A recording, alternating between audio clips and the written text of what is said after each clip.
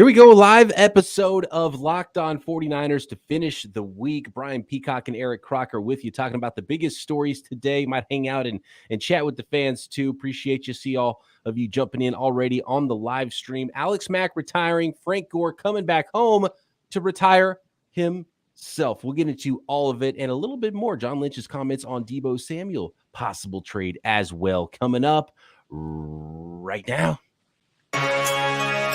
You are Locked On 49ers, your daily San Francisco 49ers podcast, part of the Locked On Podcast Network, your team every day.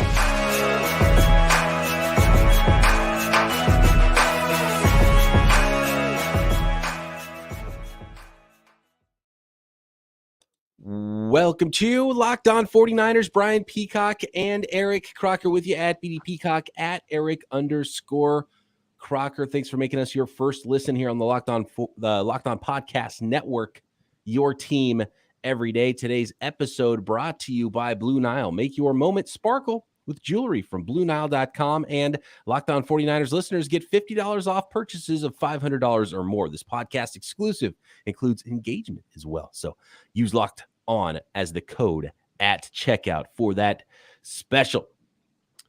Appreciate everybody jumping on the live chat. See all of you in here already, and we appreciate you. People are fired up. Hopefully it will help you forget about what we just saw with that Warriors game. Wait, what just happened? What's that? I didn't get to see what happened because I was recording the podcast. So did the Warriors win or? We don't talk to Lakers fans about basketball here on Locked On. Okay, but hey, listen, it was just a question. We'll keep this one football right out of the gate. And I don't know which retirement you want to hit first, but I think the one that impacts the team on the field, let's start there with Alex Mack. And it now became official today after they did some post June 1st salary cap shenanigans to try to move a little money over next year, add a little cap this year. And I talked to my cap guru, who is everybody's cap guru, Brad Spielberger from Pro Football Focus, and talked about a few things with him as it pertains to the 49ers and Alex Mack in the center position. And once he saw that go down, he said, yeah, this means retirement. And then a couple hours later, boom, there was the news. I think it was Mike Silver broke it. 7-time Pro Bowl center Alex Mack is retiring after 13 seasons. The former Browns, Falcons, and 49ers standout is one of the top linemen of his era. And yeah, so Alex Mack is retiring from the NFL and the San Francisco 49ers, and that leaves a gaping hole, Croc, in the middle of the 49ers offensive line. And the thing is, if John Lynch and the 49ers knew about this, they didn't do a lot about it, which is why I thought Alex Mack wasn't retiring, right? So they're rolling in with Jake Brendel right now as the center. A lot of times, if they don't do anything about it, I think that tells me that there's somebody that they like on the team right now, right? And if you think back a couple years ago, right, 2019, when the 49ers made a serious push for the Super Bowl, actually, I mean, they went to the Super Bowl. I believe it was Richburg that was the center that started most of that season. But he did miss some games. And he had, who was it that filled in at center for him?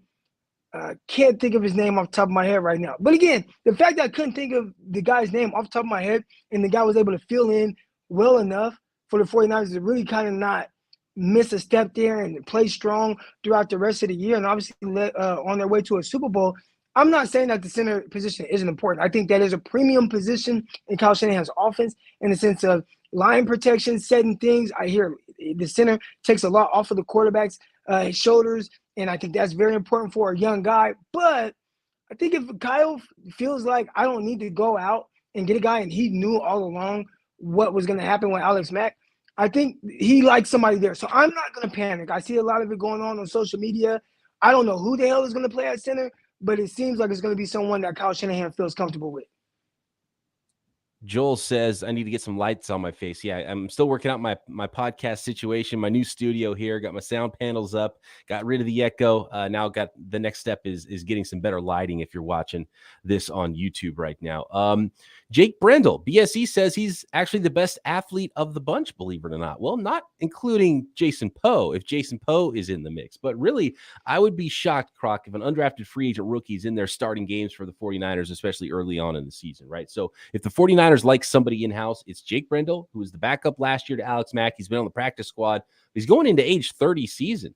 And he's been kind of a journeyman. He's been on some practice squads. He was on the Miami Dolphins for a couple of years. He did actually start 3 games for the Miami Dolphins in 2018 before he became a street free agent and then ended up signing with the 49ers the following year in 2019. And he's been on the 49ers practice squad and then was up for 16 games but didn't play last year really too much. So Jake Brendel would be the guy. He's the one that's been taking snaps with the ones in OTAs so far. But a guy who has not been at practice, Croc, is Daniel Brunskill. And to me, he is the guy with the most experience on the offensive line. He's played well at center. You could argue that guard is Daniel Brunskill's worst position because he played pretty well when he was doing some swing tackle stuff and filling in there a couple of years ago. He played some snaps at center, and I think he played pretty well at center. And he's not a world beater as a guard. So to me, it's either Brendel or it's Daniel Brunskill. And I'd probably lean toward Daniel Brunskill. And especially when you factor in all of the guards, 2 guards in 2 straight drafts for the 49ers that they've taken. That would lead me to believe that they want competition at guard. They're trying to add players there because they know that the fallback from Alex Mack was Daniel Brunskill moving over from right guard to center. So that's the way I see it right now. And look, you hope, you cross your fingers, and maybe you do hit something big with Donovan West out of Arizona State or Jason Poe from Mercer as an undrafted free agent center. But those guys are developmental. But at least Donovan West was snapping balls last year, which Brunskill wasn't. And, Nick Zakelj wasn't. He could be in the mix there. Jason Poe wasn't. So and Daniel Brunskill wasn't. So, it's a really interesting situation. And when you factor in the loss of Alex Mack and then the loss of the guy next to him in Laken Tomlinson, and Thompson played 100% of the snaps last year for the 49ers. I mean, those are a lot of shoes to fill up front. And it's hard not to expect the 49ers to potentially, even if they develop some guys and they find some gems, how could they not take a step back on the offensive line this year? Yeah, I think that's going to be the biggest question mark probably of the team. A lot of people are wondering, the cornerback position heading into the offseason, are they going to fix that? Well, I think they definitely attacked that good enough and even brought back guys like Jason Verrett to make you feel more comfortable if he's healthy to go. But the offensive line, definitely a lot of questions surrounding it. And there's been those questions, and you're kind of wondering, well, if everything goes their way, I think you're fine, right? If Mike McGlinchey shows up, even if you go Brunskill, Alex Mack, and maybe plug in a new guy with Banks at left guard and Trent Williams, you're probably like, you know what, we're good. Even though we don't know 100% what we're getting from Banks, we're still good there on the offensive line. But now when you start talking about, man, what's going to happen at right tackle with McGlinchey? Is he going to be healthy? He looks bigger now. How is that going to work out? At right guard, is it going to be Brunskill again? Not sure. Like you said, not there. Center position, you had Alex Mack retire, and then you add the question mark around Banks. I think that makes this one of the more intriguing elements of this entire team right now. And if you talk about question marks, I know there's one at the quarterback position. I think the offensive line might be an even bigger question mark. Let me unmute my mic here. Next, I want to project out what that offensive line is going to look like, what I think the 5 starters are going to be in week 1 if things go in training camp as I expect there on the offensive line. Now we know that Alex Mack is officially retiring, but I got to say first, Croc, I'm still pretty shocked that if the 49ers knew that Mack was gone, that they didn't try a little bit harder just to make sure they had a little higher level talent at center. Like, that's surprising. No. They did the same thing at safety. They did the same thing at safety. They have Ward. And I'm worried about Ward, and everyone thought they should go out and get safety, right? Oh, they got to go get safety. They got to go. They said, man, we're not getting safety. We'll wait and we got an undrafted guy. We like the guys in-house. And from all reports right now, and I get it, it's just OTAs. But however Hufanga is carrying himself right now, he is really kind of, the coaches are liking what they're seeing. You hear D'Amico Ryans talk about him. I mean, glowing remarks about how he's conducting himself, the confidence, calling out things, speaking loudly. All those things lead to playing faster. So, they took that approach with the safety position. Maybe that's what they're taking at the center position. They like someone.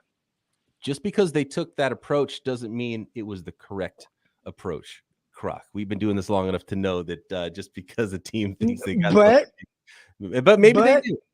No, even there have been things where we're like, oh, we probably wouldn't do that or do that. But for the most part, when you look at the results of it, 49ers, especially over the last 2-3 years, or 2 out of the last 3 years, when they go far, they go to championship games, they go to the Super Bowl. So I kind of stopped questioning them as much when there's something a little iffy. Again, I see it. I think you identify it, and a lot of fans identify it. But if they say, nah, we're good, we like something here, I'm going to lean on that and believe that it may not be as much of an issue as a lot of people think. T tells me to relax. He says we have centers on the team. There's no centers on the 49ers that have snapped an NFL football in a regular season game in like 4 years. That's not great. That's not great. Not ideal. Center's important, right, Croc? Center. Very. You got a second-year quarterback right now. You know what I mean? It's a premium position. Yeah. Not ideal. It's a premium, and Kyle Shanahan seems to really like centers, but now it's really in this. It's in a weird spot. It's in a weird spot, and so they're gonna have to figure some things out. And there's gonna be guys that are starting games this year that were not starters last year in 3 new spots if Brunskill is moving over. So we'll talk about what that line is going to look like next. We'll talk about Frank Gore coming home to sign that 1-day contract, and John Lynch's comments on a potential trade of Deebo Samuel. All that coming up very soon. But first, I want to let the folks out there know about Blue Nile. BlueNile.com, you can celebrate all of life's special moments, creating the custom engagement ring of her dreams to gifting a classic and timeless jewelry piece, all at prices you won't find at a traditional jeweler. Whether you're ready to pop the question or celebrating a milestone of life, a moment that needs celebrating, find jewelry as unique as her with the modern convenience of online shopping at BlueNile.com. And it is that online convenience that I like most about Blue Nile, because they have jewelry experts on hand 24/7 to help you find what it is you are looking for. And if you're like me, that's the difficult part of it. You want to buy something nice. You identified what you want to get, but you don't know what actually the thing is you need to get. And so via chat, on the phone, you can talk to jewelry experts at Blue Nile to help you find what you're looking for in your budget to wow that special someone. So make your moment sparkle with jewelry from BlueNile.com. And Locked On 49ers listeners get $50 off purchases of $500 or more. This is a podcast exclusive that includes engagement as well. So use code Locked On. That is promo code Locked On to get that special discount. Plus, every order is insured, ships free, and even arrives in discreet packaging that won't give away what's inside. Shop stress-free and find your forever peace. Go to BlueNile.com today. Thanks again, everybody, for making Locked On 49ers your first listen every day here on the Locked On Podcast Network. So many other great shows to hear on the network, including the Peacock and Williamson NFL show, the Locked On NFL Draft Podcast featuring Croc. And we do have a survey up right now that we would love for you to take part in. We've put together a survey so we can learn more about listeners like you and what makes your favorite Locked On podcast even better, potentially. So this is your opportunity to let us know what you like and what you don't. Go to LockedOnPodcasts.com/survey. That is LockedOnPodcasts.com/survey. You have a chance to win one of the 10 $100 Ticketmaster gift cards as well for completing that survey. So take our audience survey at LockedOnPodcast.com/survey, and we will appreciate you for it. Peacock. Yes. So I have something. I saw a comment in there talking about Brunskill being the center. And here's my only issue with Brunskill being the center. And I do believe that is a position he can play. I'm not big on creating 2 holes. So what I mean by that is, like, right now, you have 1 hole essentially to fill. It's center position. But if you move Brunskill, now you create another hole at the right guard position, at a position where Brunskill has played and has done well. So I don't want to move Brunskill away from something he's done well, right? And be like, all right, now you play this whole different position, as opposed to just plugging in someone else and teaching them to be that guy. And don't the 49ers want that long-term guy at their center position? It might not be the Trotter guy. Maybe it is a Donovan West. But, like, get someone prepared to be your center for the next 8 years. that's what I was surprised they didn't do in the draft. And they clearly didn't care much because they didn't wait. They waited until they signed some undrafted free agents. So we'll see what those guys are. But I wouldn't expect them to play early. And so maybe it's 2023 when Donovan West jumps in or Poe turns out to be a guy. And I am interested to watch those guys play. But here's the reason I think it'll be Daniel Brunskill. One, he knows the offense. And that's important. He's been playing in the offense for a while with Kyle Shanahan. And he's already played center in the NFL. And he's played it fine. So if you move him over to center, now what you have is you have veteran, young player, veteran, young player, veteran. And you for those two young players at each left and right guard spots, you have veterans on either side of both of them. And I like that for the young guys. And I wouldn't want to put too much on a young guy's plate to ask him to make calls and do that and have that center quarterback exchange with your young quarterback that might struggle to make some calls. And eventually, hopefully, Trey Lance can make those calls. You don't have to worry about a center doing that for you. So that's what I project will happen for the 49ers is Daniel Brunskill moves over from right guard to center. Aaron Banks gets the shot to play next to Trent Williams at left guard. And then Mike McGlinchey's at right tackle. And I think it's going to be Jalen Moore at right guard. And I believe somebody in the comments had the same idea there. And that makes the most sense for me right now for what the 49ers are going to do. But maybe they like Jake Brendel a lot, and he's going into his age 30 season, and he hasn't earned a lot of playing time in his NFL career. But he's stuck around until age 30. So maybe he's that Ben Garland sort of a player that's going to be a stopgap guy for a year, and then they reevaluate next year. Maybe that's a possibility. That would give you the most veterans in there for the 49ers. But you're drafting and developing guys for a reason, and they've been drafting a bunch of guards. I think that's what they want is those young players to step up and play guards. So Brunskill would be the center in that case. But right now I can't see anybody that's on the roster other than Brendel or Brunskill being the starter for the 49ers. But there's another name out there that makes some sense that a lot of people have talked about, J.C. Tretter. But the more I'm hearing about J.C. Tretter's knees, the more I'm a little bit worried about Tretter being the guy for the 49ers because apparently, and look, what's funny is he hasn't missed any games recently, but he's been playing on essentially one leg for a while. And he's not even been able to practice all week. And I think that's the reason why he's still a free agent. He's still out there on the market because he's so banged up.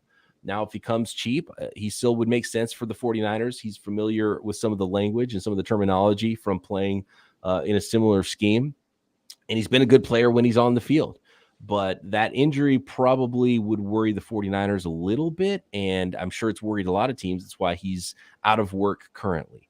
And if the 49ers knew Mack was going to retire, it seems like they would have done something like that if they wanted to go to the veteran route. So to be honest with you, I don't think it will be J.C. Tretter, even though most of the offseason I thought, okay, if Mack does retire, they're probably going to go right to J.C. Tretter and try to sign him because they don't want a young player in there, and they don't want somebody they want a veteran to be the center and snapping the ball to their young quarterback in Trey Lance. Speaking of Brad Spielberger earlier of Pro Football Focus, he's their cap guy. I used to work with Jason Fitzgerald over at overthecap.com. And I asked him what a contract would look like. Friend of the show. Got to add that. Friend of the show. Oh, yeah, friend of the program. He's been on the program. He's great. I talk to him all the time. He's got such great information. And you should definitely be following him at PFF_Brad. And he said for J.C. Tretter's contract, what that might look like. He said he guessed it would be probably a 1 or 2 year deal for around the $5 million, even up to the $8 million per year range. But with the knee injury and someone who wasn't a true free agent, he was cut. He said it's harder to gauge. And he wouldn't count against the 49ers compensatory pick formula if that's what they were waiting for. So that already passed anyway. But, I don't know, $5 million a year for 1 or 2 years. If they really feel like they need a guy, they can go there. And maybe they feel like they can still go there if they don't like what they're seeing in OTAs or training camp possibly. But right now, just with the hearing about the knee injuries and how severe those were and diving into that a little bit, it's the reason he's not on a roster right now. And man, he already just wasn't practicing. So you're probably, playing on one leg as good as he played still.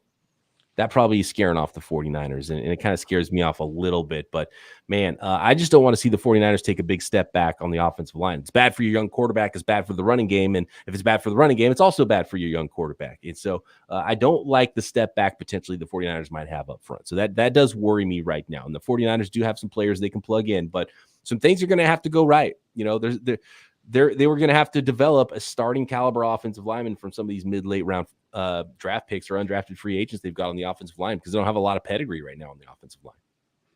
I think that they were maybe targeting someone that can play in the interior offensive line at the center position. Maybe he just didn't last to them. So it's like, all right, like that guy that we had high on our board that we felt like could really come in and play and replace Alex Mack. Well, he's gone now. And I think Juergens, right? That was a name that was kind of floating around there. They might like him, but once he was off the board, it was like, well, what the center now you might reach, right? You don't want to reach. Like, you don't want to draft a center at pick 61 just because you need one potentially, right? But, you have all these other guys much higher ahead of them. And then just as the draft went on, it probably was like, we don't like any of these guys. Maybe we can get a guy like Donovan West undrafted. So maybe they did want to go with your direction and really focus on the center position and really draft a guy, but he just wasn't there. I think the spot was Dylan Parham fell pretty late third round. He went a few picks ahead of the 49ers. Might have been like the pick in front or 2 picks in front of 93. Niners went running back in the third round. That was where, with all the extra picks the 49ers had, I think they would have had an opportunity there to strike and go up and get a guy like Dylan Parham, who potentially could have been a really versatile player as a backup, even if Mack stuck around, but potentially a starting center as well. But they didn't go that route. They drafted in, and maybe.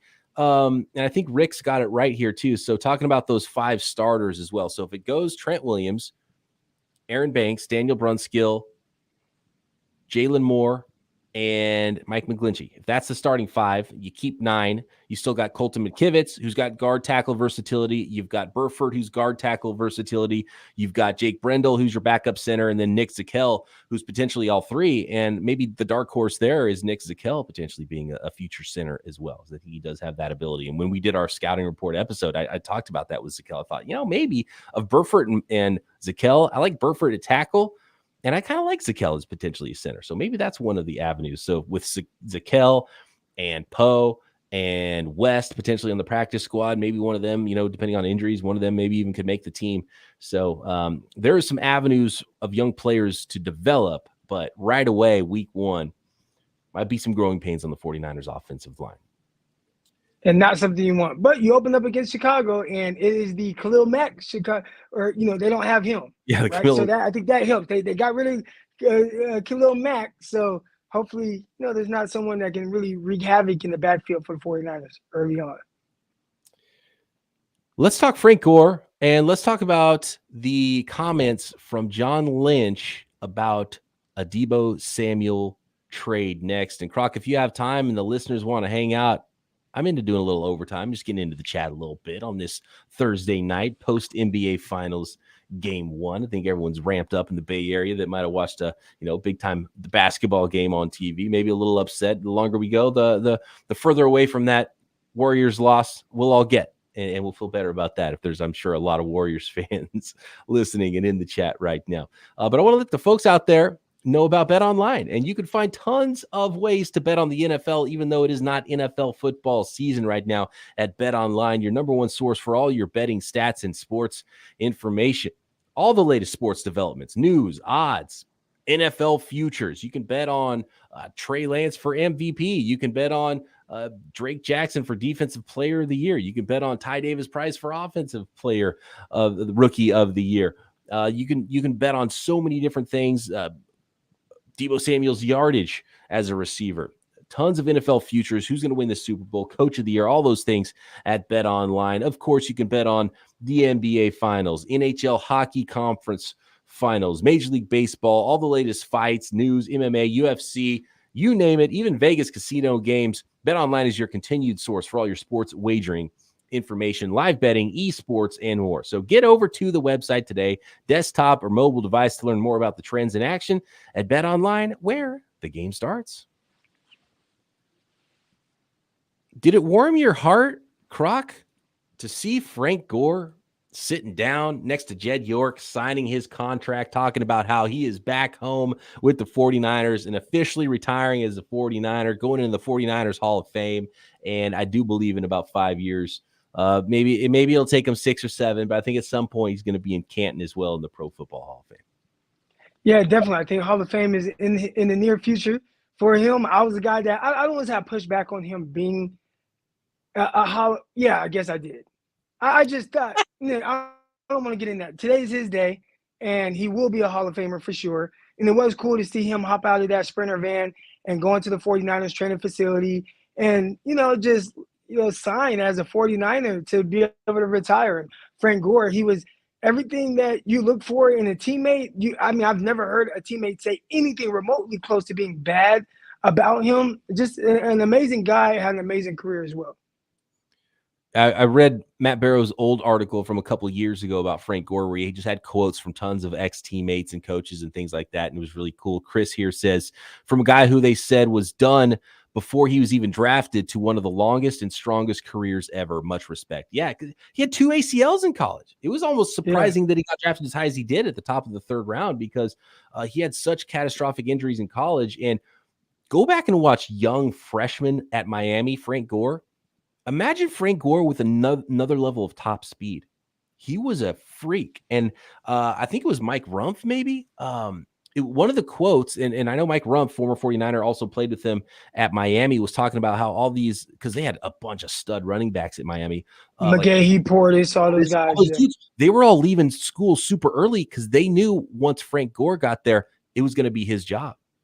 That's what they were saying. They're like, dude, Frank Gore, Willis McGahee, they were afraid of Frank Gore. That's how good young Frank Gore was. And he was still that good in the NFL after 2 torn ACLs. He was so explosive as a young player at Miami. It's fun to go watch that stuff. But, man, it is really cool. Another thing that Mike Rumpf said that I love, too, is he said Frank Gore, when he showed up at Miami, because Miami, there was some attitude, especially then. Miami was a powerhouse college back then, right? And there's some attitude and some characters on those teams. And everybody was swagged out and blinged out and all about, everything. And he said he shows up, no wristbands, no arm, no long sleeves, no gloves, black shoes. He said he showed up like he was Mike Tyson, and he just was all about business, none of the extra stuff. And I thought that was pretty cool. And I thought, oh, Mike Tyson, yeah. And then Frank Gore now going on to boxing.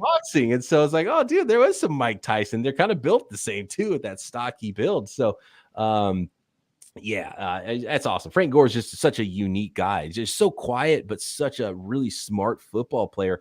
And every single person that's ever played with him just absolutely adores him. Since he has retired, and especially when it came out with the report that he was going to retire as a 49er, you start to see all the highlights coming out, a lot of highlights from early in his career. And it was fun to see just how explosive he was, even as a rookie in the NFL, and just a different level of, I don't want to say showmanship. What do I call it? I mean, he was like celebrating in the end zone. And I don't know, I can visualize a couple of things. I remember playing against Atlanta, 49ers coming back against them in the NFC Championship game, him about to do the Dirty Bird, and he does that, forget all that.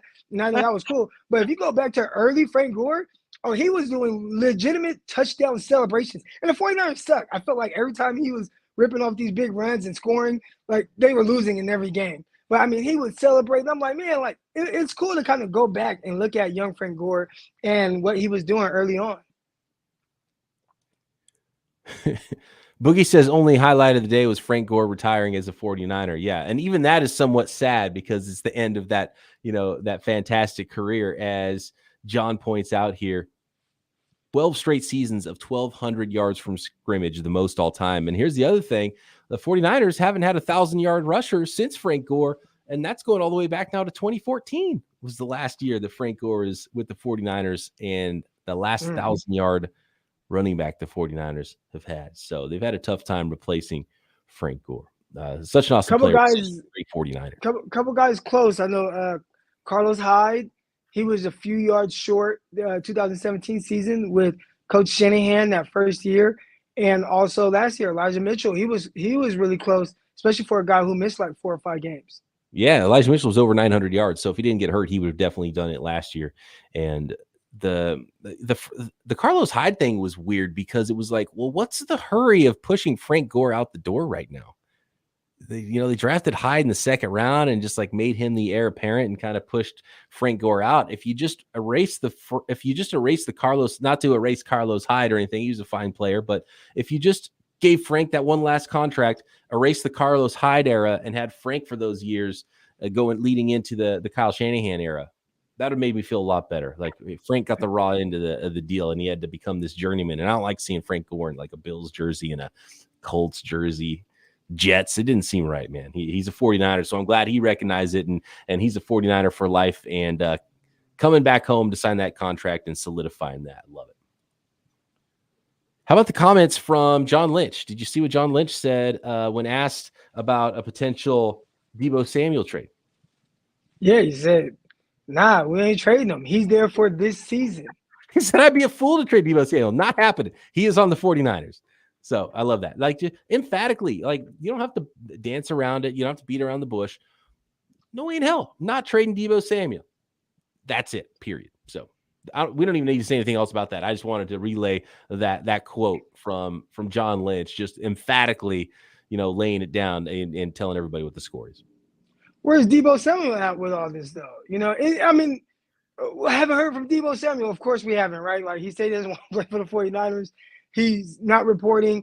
Will you start to get a little worried if he's not there for the mandatory minicamp, or will you just think that's part of the process and we'll see him in training camp? Not at all worried about mandatory minicamp, because even if, it's a fine, it's a small fine and it's a one-time deal. But training camp, it starts hitting every single day. So if he's not there for training camp, I think you start to get worried. So that's when I would start to get worried that this thing could get really ugly.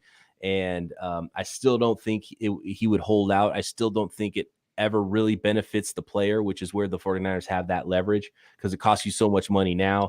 And it's just the rules are just set up for that not to happen. So, and if he holds out into the season too far, he could do the thing where he comes and holds in, and that's where you start to get a little worried. So you think about I'm thinking about the incubation of Trey Lance. So what if Trey Lance doesn't have the 49ers' best offensive weapon and doesn't have that veteran center anymore? And he's got young guys, multiple young players on the offensive line, another guy changing positions on the offensive line, Mike McGlinchey recovering from an injury. So who knows how much camp he's going to be playing. And so you just have this mishmash up front and a lot of moving parts for the guys blocking in front of you. You don't have your best playmaking weapon on the outside, and it just makes things more difficult than it needs to be for a second-year player. So that's what really worries me about the whole thing, is I think Deebo will eventually sign and they'll get figured out and he'll start to play, even if things do go a little bit sideways during camp and he doesn't show up. But man, with the offensive line stuff and just some weird vibes around the 49ers all off season, and Jimmy G's still there, and I don't think he'll make it to camp either. You would like it to be a little bit smoother and have a little bit more structure around your young quarterback going into his first year as a starter. That's just what worries me a little bit. Just the safety net of, like, I know who these guys are in front of me and they are rock solid, just to take something that, you don't want to just add stuff to a guy's plate and his head's already going to be spinning. Yeah, especially since, there's no George Kittle right now during OTAs, and it's just OTAs. And also I want to say it's just OTAs, but it is a little weird that everything I'm hearing about Brandon Ayuk right now, and I'm listening to these different reports and guys that are watching it, and it feels just one guy being like, oh, that's just his opinion. But it's been about 3 or 4 guys now that have kind of uttered the same thing, where something not quite right with Brandon Ayuk. Not quite sure exactly what it is, but again, it's just OTAs, and we'll see, how he improves or whatever through the entire offseason and training camp and all that stuff. And listen, I remember OTAs, mini camps, all that stuff, being with the New York Jets, and some of the cornerbacks kind of being out of shape. And then all of a sudden they come in the training camp and they got like 8 packs. And I'm like, how the hell did you do that? Like, how'd you go from this like slow, out of shape guy in OTAs, and then training camp comes and it's like you're just like this totally new revamped person? So maybe that's what Ayuk is on right now. But I have heard different things where it's just like, I was like, where's the quick twitch? Where's the suddenness? And those are things that I've kind of questioned a little bit so far throughout this time with the 49ers. I've seen it here and there, but I don't know if I've seen it as something that where he consistently threatens cornerbacks with that. I think that's where we should go in overtime. We're out of time here on the regular podcast. For those of you that want to hang out, we're going to keep going on the live stream, but this is the end of our Friday morning edition of Locked On 49ers. So if you're somebody who's an audio only listener, make sure you go head over to the YouTube channel and subscribe there and catch us. And sometimes we have a little bit extra fun and go into overtime like we're going to do on this episode right now. Talk a little bit more about some of the stuff going on in training camp. Get into the chat, whatever you folks want to talk about in the chat, hit us up there. Thanks everybody for making Locked On 49ers your first listen. For your second listen, make sure you're checking out the Peacock and Williamson NFL show, Locked On NFL Draft, featuring none other than Eric Crocker. Tons of other great content on the Locked On Podcast Network. Croc and I back with you guys Monday right here, Locked On 49ers. Okay, Croc, get into the chat here a little bit.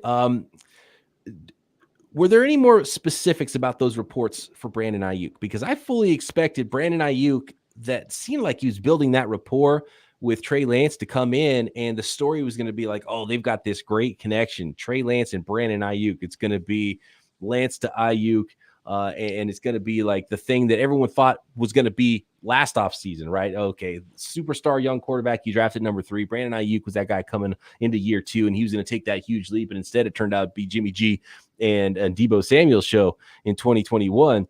But especially like with no pads on, right? Those guys should be standing out in a different way. Like, he was a guy with both of them, but especially Brandon Ayuk, you traded up to get him in the first round. He was supposed to be this, quick twitch specimen. Like, that was the thing with him, more run after the catch and top speed and just a little bit of everything. And if he's not, like, he should be wowing people, but even if it's a little bit on the other side, that is a little bit worrisome. And can you go into some more specifics on some of the reports that you've heard about Brandon Ayuk? Well, I think it's just kind of some of the things you just said, like not seeing those things. And I've said it, and people have kind of gotten on me for saying it, where I was like, like when he was coming out of college, you saw some of the run up to catch ability and some of the things with him turning guys around. And a lot of people are like, oh man, like, he got shades of Odell Beckham, right? Not saying he's Odell, but kind of like shades of that type of style, that type of ability. And since he's been in the NFL, I've seen it here and there. Like, I can think of off the top of my head against the Chicago Bears on that 2-point conversion where he just whoops a guy. I remember his rookie year playing against Seattle. He scored a late touchdown on the right side where he just whooped a guy in the end zone. But I feel like the separation that I was expecting him to see, like the threatening of, pushing vertical and breaking routes off and really killing guys, kind of like what we saw him do against Diggs in the playoffs, but that was more so of Diggs having poor eye discipline, and as opposed to just, oh my gosh, like Brandon Ayuk just like killed him. I mean, he did kill him, but part of it was a poor eye discipline. I thought I'd just see those things on a more consistent basis. And I think guys are seeing kind of that lack of kind of separation right now in practice. It's something I've been seeing like actually in games. So I don't know where it's coming from, but it's definitely something that has been I've seen a little bit more than I was expecting from Brandon Ayuk. Croc, are you still doing 75 hard? BV Lee wants to know. Oh no, I failed in Dallas, and I'm still working out. Sometimes I still get 2 workouts in a day. I worked out as soon as I got to the hotel here. I'm in Las Vegas right now, so I still get my workouts in, but I have to get back on that because it definitely adds a different level of discipline. And for those of you who don't know, 75 hard means you go hard for 75 days, right? Yeah, I guess pretty much that's an easy way to sum it up. You have a few 5 things that you have to do, and you can't veer away from it. And it's supposed to teach you really kind of like self-discipline. Most people, when they hear it, they just say, oh, I can't do that. So even just attempting it, and I've gotten as far as 16, 17 days in, that was difficult in itself. And you see results like right away. It's pretty cool, like from your self, like your body, the mental aspect of it. So I definitely will be trying it again. I've just been traveling so much this summer, and you don't want to wait for like the most ideal time. Okay, it's the ideal time. Let me do it now, but I'll pick back up on it soon. I mean, it's hard. It's hard not to take a day off when you're a busy guy like yourself and you're traveling. I mean, it just makes it so difficult. Although the good thing is most hotels these days do have some sort of a gym that you can kind of get in. Really nice gyms too. Yeah, they got dumbbells. They got all this stuff. Has anything that's happened today, Croc, made you change your opinion on what you think the 49ers are going to be this season. Our Boogie says he thought the Niners were going to go 12-5. Now he's a little bit worried, thinking 10-7. You going to knock two wins off with no Alex Mack? Nah, man. I've always thought that they were going to be a team kind of hovering around, that wild card spot, whatever that is. So I don't think Alex Mack not being there, that doesn't change my mind on that. If you were to tell me Trent Williams retired today and Deebo's not coming back, then I'd be like, okay, start hitting the panic button a little bit. But right now, no, I'm cool. I think this is a very talented roster, even without a guy like Alex Mack. I remember early on, and a lot of times throughout last season, a lot of reports where Alex Mack was kind of struggling. That's what a lot of people were thinking. Like, oh, man, Alex Mack, look how he got bulldozed here. Look how he's getting pushed around. I don't know if that was necessarily the case. I never focused just in on him. But I wonder if people are making – I don't want to say they're making a bigger deal out of it, because there is something of having like that, just that guy that you just know at least what you're getting from. But I don't know how much he moves the needle in the sense of wins, losses for me personally.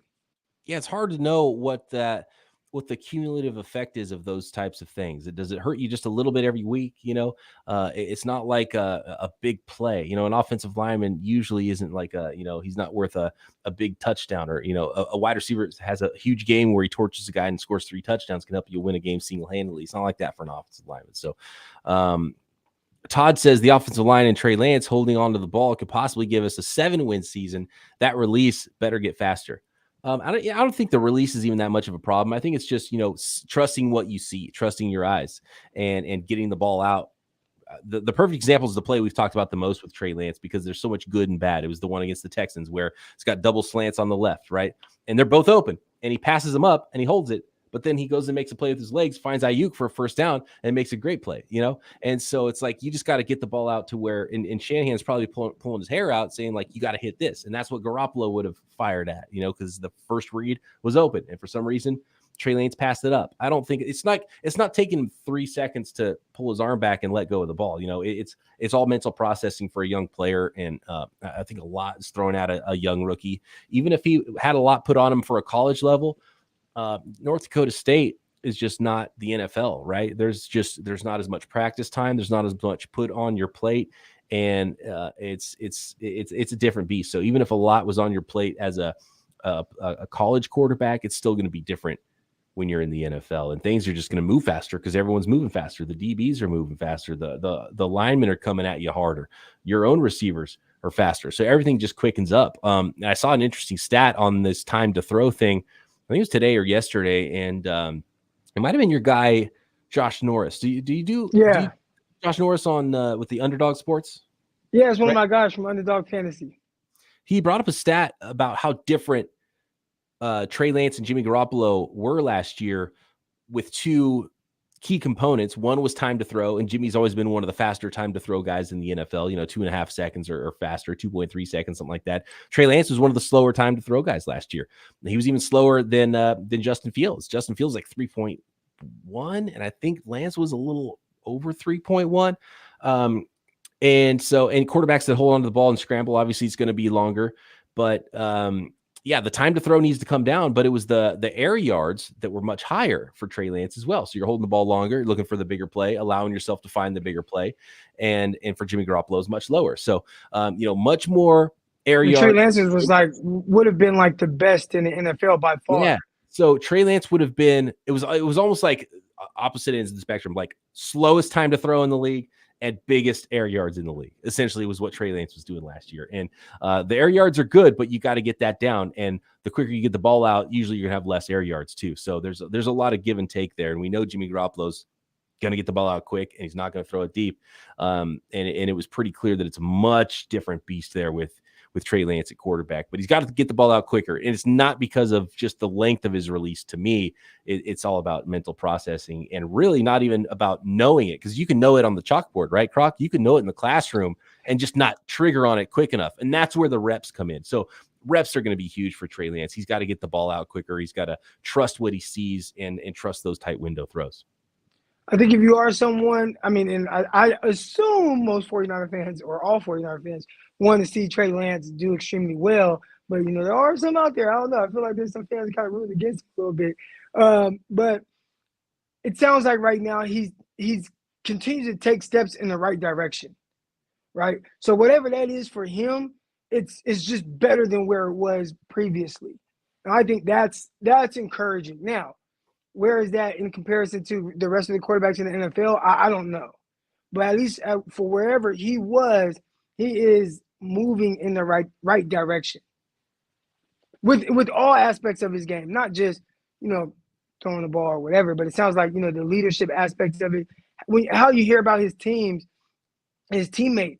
talk about him, it almost lets me know that, like, this is his team now. This is his team. It's not Jimmy G's. And that was something I was worried about.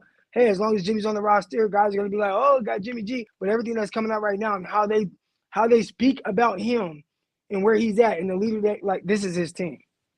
And I think that's going to help him with how confident he is. I think he's not going to have to play as tight, understand, like, knowing that he has the backing of his teammates.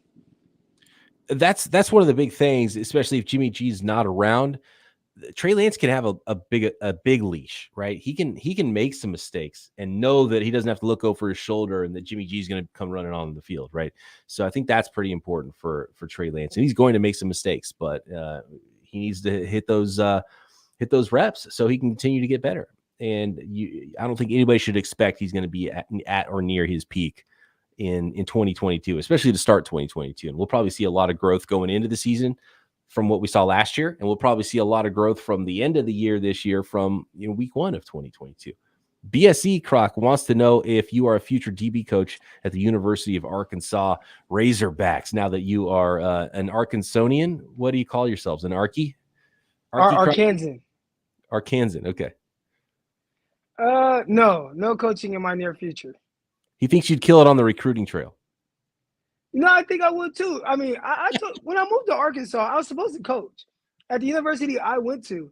And for some reason, I don't know, I was team captain when I was there. Obviously, I played pro ball. It's a Division II level. I can definitely help with recruiting. I have a big following. I got, like, guys, and it was almost like it was too intimidating for a small school group of coaches for someone like me to kind of come in there. And it got a little weird with the conversation and stuff. And I'm like, let me kind of pivot. And I got into, training the athletes in the area and obviously like the podcast stuff. So, I'm doing very well doing the things that we're doing. And I have no intentions on stopping any of these things. I like my freedom and ability to kind of move around and talk football and do the things that I'm doing. So I can see that. It is probably really intimidating when big time podcasters like us, Croc, walk into a room, you kind of sit up and they're like, okay, you can't have Big Crocky walking in because you'll be the head coach after like 2 years. That's probably what they're worried about. Right. Other people have said that. I don't know if that would be the case. He was my coach my senior year of college here. So, but I have heard other people say, like, maybe there's there's some of that going on. I don't know. I haven't talked to him about it at all. Maybe he didn't like you, Croc. Were you good in the locker room? You locker room guy? He did like me. I was team captain. Have you ever called plays? Like for 7-on-7 stuff? Yeah, 7-on-7, yeah. Offense and defense. Okay. Oh, offensive play caller too. Yeah, I'm actually pretty good at calling plays on offense because I understand defense. So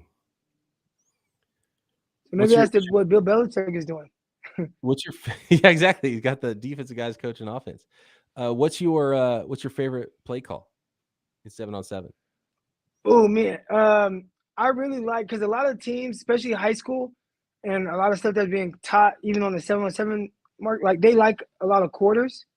So I'm a big Mills concept guy, and I'm really big on putting guys in conflict. So almost like Kyle Shanahan, it's very rare you see me just call like just straight shot plays, even though I have like really good athletes. And sometimes I have to be like, man, just run a go route. And my guys, they know what to look. Coach, you see what he's doing? Like he's 5 yards, he's flat-footed. I gotta run the go. I'm like, you're right. Let's go. Let's do it. But I like Mills' concept where I'll run that against quarters, that post on the outside guy and that dig by number 2. And I tell my guy, run that dig deep enough to catch the eyes of the safety. As soon as you put your foot in the ground, you hit that full speed, he's going to come down. It's going to leave that corner that's outside shade on that receiver one-on-one. Quarterback just throw it across the field. He'll run under it and get it. So that's one of my favorite play calls. Is that where you have the outside receiver that's running the post have an inside release, and the inside guy kind of has an outside release and then comes back with the dig? No, well, I mean, he can take an outside release. He can take an inside release. I teach my guys best to release. So if you have a corner that's, now in quarters, usually you have a free release because they're not pressing that. But versus man, I teach my guys best release. So that just means, like, if you have a corner that's defensive back that's playing heavy inside, don't try to fight inside just because you have an in-breaking route. Give them something to move them, press outside, push upfield, and then give them enough to where if you can get them going upfield, come back underneath. Foul Pacino wants to know if you're going to open up the gym facility for us regular folks. He says, I'm up the road in Little Rock. He says, is it everybody welcome at Croc's new gym when it opens up? Do you have to bring a trainer with you? How's this going to work? If Foul Pacino wants to come and work out, he's welcome to come work out. It'll be open for him. Okay, just for him. He's got to say, "Hey, I'm from the chat, Foul Pacino," and Croc will say, "Okay, let's get it." You're gonna make him not want to come back though, because you're gonna work him so hard. Yeah, you gotta get work, man. You gotta leave better than you can. You're gonna be focusing on training athletes though, right? So you're gonna have him doing ladder drills and getting DB work in. So you can't walk in there 275 pounds and try to go through one of Croc's DB workouts.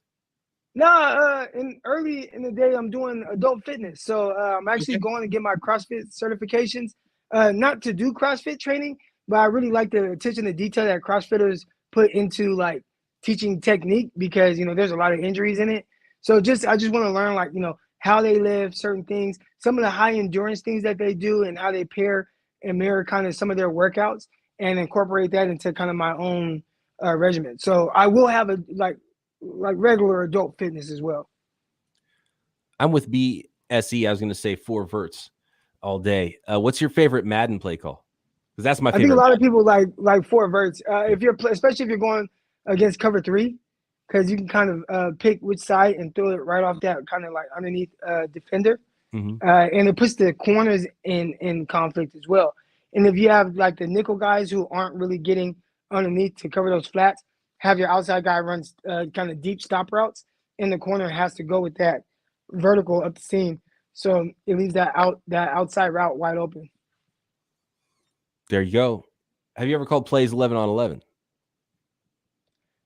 Defense, yes, in an all-star game. There was a Valley versus Bay Area all-star game, and my guy Desmond Bishop, he was the defensive coordinator, and he was like, "All right, Crocky, you're up." So like for a whole quarter, two of those quarters in that game, I called plays on defense.